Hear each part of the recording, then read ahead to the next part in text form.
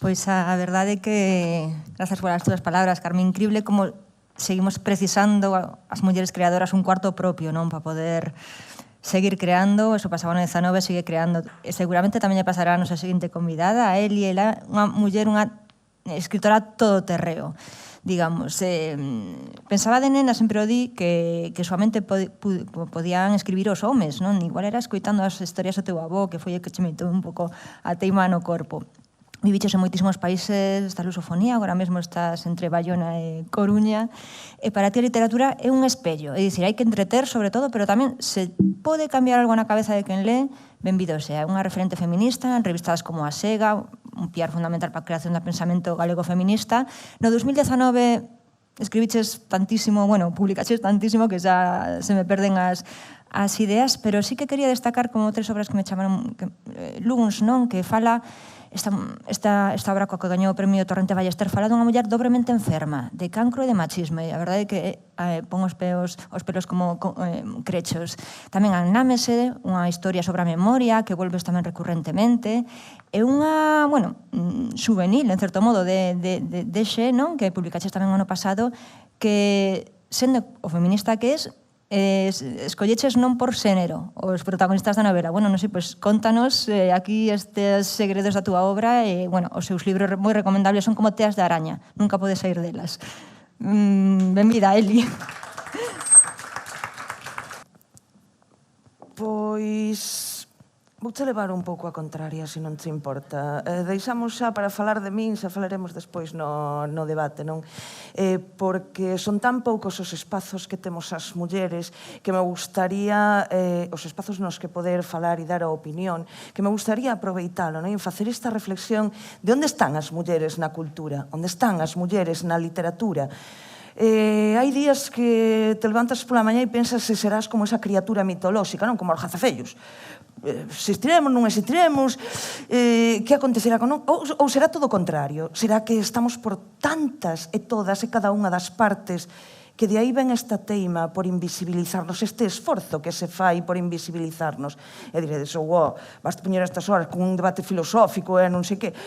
Non, vou-vos ler un anaquiño, vou deixar que o faja outra persoa, que así parece menos. Vou-vos ler un anaquiño desta obra que para min é o meu libro de cabeceira. Non sei que lle parecerá a Igrexa, pero eu cambiei a Biblia por este, que é de Úrsula K. Le Guin. E di ela: soy un hombre. Pensarán que he cometido un error de género sin querer, o quizá que intento engañarlos, porque mi nombre de pila acaba en A, y soy dueña de 3 sujetadores, y he estado embarazada 5 veces, y otras cosas por el estilo que sin duda habrán notado, pequeños detalles. Pero los detalles no importan. Soy un hombre, y quiero que me crean, y que lo acepten como un hecho, tal como lo acepté yo misma durante muchos años. Las mujeres son una invención muy reciente. Soy el masculino genérico. Ay, ese masculino genérico. Ese traballiño que está pasando o sistema para dicirnos que temos o xénero equivocado. Que intentan convencernos de maneira, ia dicir pesada, para igual non tomades mal, unha e outra vez, e veñeralle, incansablemente, tentan acabarnos coas forzas e acabarnos coas paciencias. Bueno, ali temos os exemplos de como agora que temos que dicir rapaces e rapazas, pero non estabades de acordo antes. Si rapaces se inclúe a todo o mundo. Bueno, sí, claro. Sí, claro. E entón, por que a xente dos avións non se chaman azafatos? Porque lles pareceu moi mal. Pareceules moi mal. E houve que cambiar a palabra. E agora son auxiliares de vuelo. Uau, viva a economía lingüística. Ben, nesta tentativa non penses agora que eu estou descubrindo a pólvora. esta situación que pasamos as mulleres cando chegamos á literatura, cando chegamos á pintura, cando chegamos á escultura, cando chegamos ao teatro, xa foi analizada por moitas compañeiras antes que a min.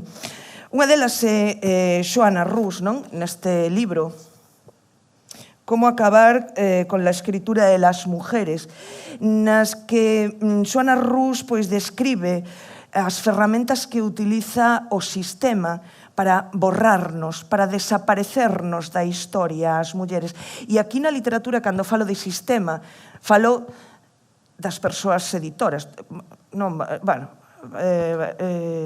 andar con eufemismos. Dos editoros, dos escritoros, dos críticos, dos libreiros, e de quen consumimos eses produtos. Porque todas estas persoas axuntan para que non existamos. Non vos vou ler todo o libro, porque sou de xente grande, e basicamente porque me mata a organización que non temos tempo, pero sí vou, e quero lervos cales son estas ferramentas. E para iso vou vos pedir unha cousiña, vou vos pedir que fagamos un exercicio de imaginación, un exercicio xuntas. Imaginad un montón de señoros aí, tipo mesa desta do rei Artur, así todos intentando pensar como é que poden facer máis cartos, como é que poden gañar máis. Para iso necesitan quitar a metade da poboación. Somos un pouco máis da metade das mulleres, pero bueno. Como facer para convencernos de que non existimos, para convencernos de que estamos erradas? Pois a primeira ferramenta que sinala a Xoana Rus e que vivimos nas nosas carnes, acaba de explicarlo a compañeira, son as regras que non están escritas, non son formais, agora reais. Metémoslle 14 horas de traballo. Psst. Total, poden con iso e máis. Ou, igual, ese non hai un servizo público de conciliación. Zasca, faz. Aí xa temos máis calediñas. Ai, raio, pero que as hai rabudas. E a pesar de todo, crean. Claro, teremos que supoñerlle a mala fe ás mulleres. Porque iso non se fai, é pecadiño. Non se fai. Pero, a pesar disto, porque outra cousa non é, pero xenio e cacheirulas somos un anaco. Seguimos creando. E entón, que fan? Pois, néganos a autoría. Negación de la autoría. Non me dejades que non hai isto de... Ai, claro, é que yo escribiu o home. Ai, claro, é que contratou, e sempre se contrata un negro. Non me dixades por qué, pero sempre se contrata un negro. Contratou un negro para escribir. E aínda así, vai e resulta que esta muller, que non debería, que mira que cousas fai e non sei que, non sei cuánto, resulta que se demostra que escribe. Bueno, pois imos de contaminar a autoría. Porque, claro, xa sabemos que non o fixo, que o fixo mal, sabemos que realmente escribiu, non? Entón, o que nos comentaba Iria no principio, como podemos contaminar esa autoría? A base de queimar as mulleres, a base dos acosos, a base das críticas, a base de cousas que non teñen nada que ver coa literatura. Parece unha parvada, pero as denuncias por acoso son contadiñas. Son contadiñas porque o prezo, como escoitamos das compañeiras, o prezo que hai que pagar é brutal. Brutal. Persoal e laboral, ademais. E as compañeras da poesía galega nos anos 90 decidiron rachar xa con todo. E decidiron publicar. E o que aguantaron esas mulleres foi incrible. Que aconteceu? Ou as feministas, María Xosé Queizán, nos anos 70, que aconteceu con todas estas mulleres que nos abriron o camiño as que viñamos detrás? Eu non podo falar da miña obra, na miña lingua, sen todas as mulleres que se deixaron a pel antes. Todas estas mulleres que se deixaron a pel antes, Continúan, e mira que son tercas, e volven outra vez, e continúan. Continúan escribindo. Vale, pois non nos queda outra que non sabemos onde metelas. Somos como os xorrones que nos traen de vinidor nas vacacións, que non sabes que facer con ele. Entón, claro, non hai unha categoría para nós, non sabemos se somos poesías, se somos narrativas. Isto pasa ao Seique de Susana Sánchez Alins, que agora ninguén sabe onde meter o Seique, porque podía ser unha novela histórica, pero non é unha novela histórica, porque fala das mulleres, as mulleres non falan nas novelas históricas, fala da guerra civil, pero non conta a guerra civil porque en Galicia non houve guerra civil. Entón, estamos perdidas por aí. Isto acontece e levanos a cousas como, pois iso, hai ano e medio, organizouse en Santiago unhas xornadas de literatura negra. Tamén o nome ronca yo eixo, non? Pero bueno, o caso, que chega ali o organizador e dixo, é logo que non hai mulleres aquí, que non hai mulleres na programación e tal. Por que non hai mulleres, non hai escritoras galegas que escriban novela negra? E a miña pela dicía, hostia, pois menos mal que levei un premio que teño o libro publicado hai 2 meses. Arantxa Portavales, Ledicia Costas, Uxía Casal, a min viñame unha morea de nomes de autoras galegas e dicía, ia dicir un taco, con eso, e dimo a cara, a min, dimo a cara que non hai novela negra. Pois que en Galicia as mulleres non escriben novela negra, que os saibades, di este señor. En fin, claro, que acontece con isto? Pois acontece que nos dá igual, que imos seguir publicando e imos loitar contra todo isto. Pero claro, temos as críticas aos contidos, non? Isto é moi curioso.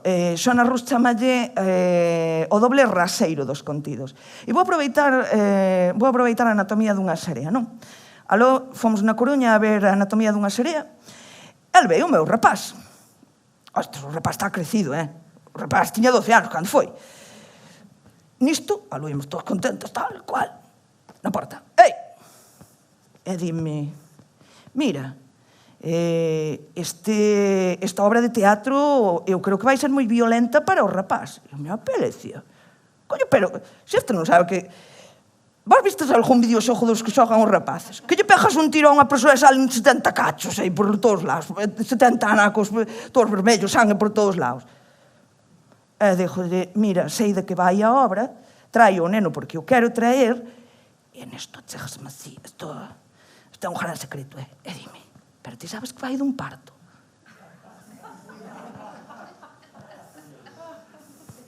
Eu non fun capaz de contestar, porque, de verdad, o único que pensaba é, dicen, esta señora saberá que os nenos non nacen dos ovos.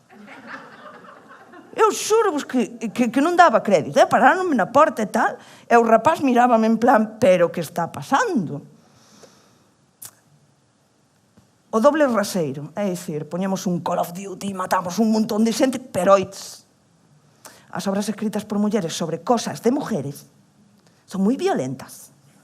Moi violentas. E non podemos falar aos rapaces. Fago vos spoiler, O rapaz traumatizado non saliu, gustoulle a obra, pasou no ben, e viu cousas piores na vida. Claro, a que nos leva todo isto? Lévanos ao illamento. Somos illas. Fálase de nós como da primeira persoa que foi á Lúa. Si é que chegaron, e non nos engañaron. Somos raras.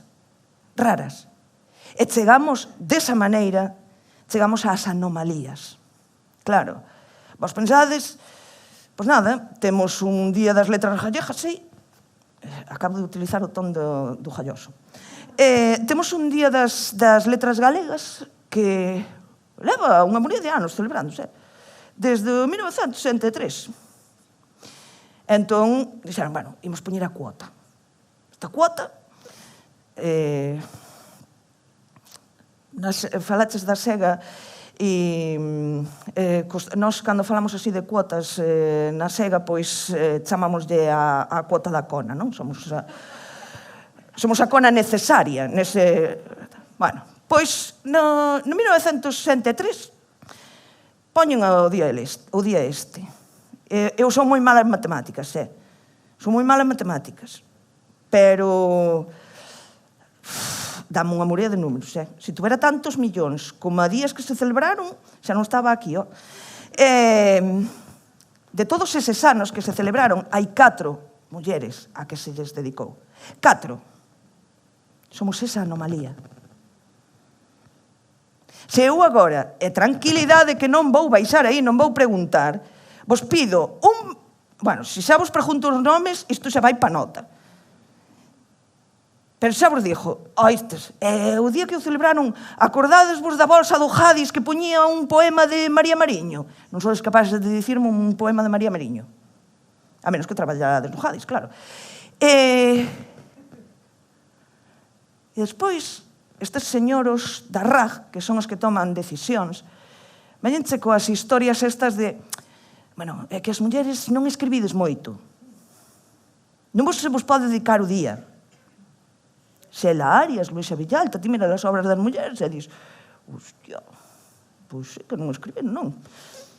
Teatro, música, narrativa, poesía, iso sí, quietos aí, que houbo que dedicarlle o día aos trovadores galegos. Pero, cal foi o problema? Que a composición dun trovador non chegaba, e xuntaron 3. E xuntaron 3 trovadores. E dedicaron a 3 trovadores. Ai, pero aí dá igual. Aí dá igual. Que acontece con estas anomalías, o que falaban as compañeiras? Non coñecemos as referencias, non coñecemos mulleres ás que imitar, porque precisamente estes señoros do sistema patriarcal, dedicáronse a dicir que as mulleres escritoras, primeiro estábamos todas mal da cabeza, había que meternos no psiquiátrico e tal, e sufríamos unha enfermidade moi rara que se chamaba histeria, que se non vistes o tratamento da histeria, recomendo lo que busquedes no Google, porque ides flipar. Era, vamos, a excusa dos médicos para meternos a mão, non vou dicir outra vez, por aí. Caso, que nos faltan todas estas mulleres, e as que hai, teñamos nomes como putas, solteironas, desquiciadas. Queredesme explicar que nena quere seguir ese referente? Quen quere, con 5, 6 anos, ser escritora para que lle chamen iso? Se eu agora vos pregunto de Rosalía, o que me ides dicir é, ai, tiña un cravo cravado no corazón, pobre, que triste estaba. Estaba tristirma. Pero precisamente Rosalía foi unha das nosas primeiras feministas que todo este sistema ocultou e vendeunos a idea de adeus ríos, adeus fontes, ai, que triste estou. Estaba triste todo o día e choraba todo o día. Esta, creo que non volas nombrei todas, pero bueno, xa imos pola 10. Imos pola 10, que son as reaccións. As reaccións lévannos a que ao final, xa non sei onde teño papel, nos vendan un produto. Non só que nos vendan o produto, que nos vendan mal o produto, e tragámolo. E tragamos todo isto que acabamos de contar. E leva isto, a última ferramenta, a estética, que as nosas obras non saen nos cartaces, que nos lugares nos que se toman decisións nós non estamos, que as nosas obras non se traducen. Convídovos a que busquedes nesta pandemia as publicacións de mulleres que se fixeron no primeiro semestre do ano. É vergoñento. Se non se publica, non se ve, non sae nas librerías, non se compra. É realmente vergoñento. Falamos de Rosalía. Rosalía xa reivindicou as compañeiras. Rosalía, esa Rosalía que nos venderon como tristeira, foi a primeira que loitou contra aquela idea tan xeralizada e que nos impedía escribir ás mulleres, dicían que nos impedía escribir ás mulleres porque non tiñamos alma. Non estou falando da Idade de Pedra, estou falando de onte. Posible me sería añadir, bueno, é o prólogo de La hija del mar, posible me sería añadir que mujeres como Madame Roland, cuyo genio fomentó y dirigió la Revolución Francesa en sus días de gloria, Madame Stel, tan gran política como filósofa y poeta, Rosa Bonheur, la pintora de paisajes sin rival hasta ahora, Jorge Sanz, la novelista profunda, la que está llamada a compartir la gloria de Balzac y Walter Scott, Santa Teresa de Jesús, ese espíritu ardiente cuya mirada penetró en los más intrincados laberintos de la teología mística. Safo, Catalina de Rusia, Juana de Arco, María Teresa de Austria y tantas otras cuyos nombres la historia, mucho más imparcial que los hombres, registra en sus páginas. Protestaron eternamente contra la vulgar idea de que la mujer solo sirve para las labores domésticas y que aquella que, obedeciendo tal vez a una fuerza irresistible, se aparta de esa vida pacífica y se lanza a las revueltas ondas de los tumultos del mundo, es una mujer digna de la execración general. Xa o denunciaba Rosalía, y continuamos exactamente igual.